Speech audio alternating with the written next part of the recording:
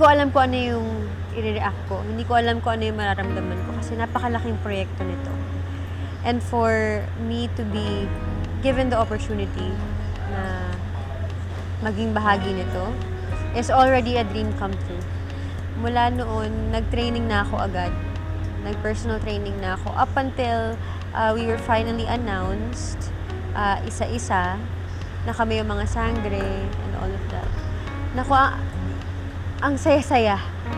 Hanggang ngayon, hindi pa rin nagsisink in, siguro. Not until na siguro umere ito at makita ng mga tao kung anong ginagawa namin. Hindi madali. Kapag ikaw ay naging isang sangre, kapag nabigyan ka ng ganitong role, hindi ka pwede basta-bastang sumalang na aarte mo lang na kaya mo. You cannot just wing it. Bilang isang sangre, you have to be skilled. Bilang isang sangre, kailangan kumpiyansa ka sa sarili mo. You have to be healthy, spiritually, mentally, and physically. And yung training na yun ay hindi lang basta fight training. You have to train yourself to have the right amount of patience, to have the right amount of drive na ipagpatuloy at buuin yung proyektong ito.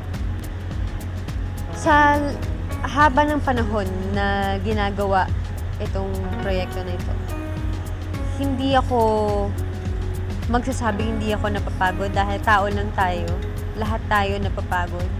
At dahil nga napakalaki ng proyekto na meron tayo, nakakapagod siya.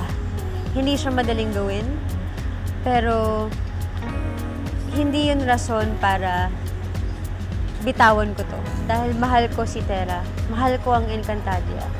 And again, alam ko sa sarili ko na maraming mga taong nag-aabang dito sa Encantadia Chronicle Sangre, lalo na mga Encantadians. Kaya para sa kanila to, kahit na anong pagod, kahit na anong hirap, hindi ko naiisip na susukuan ko ang kahit na ano.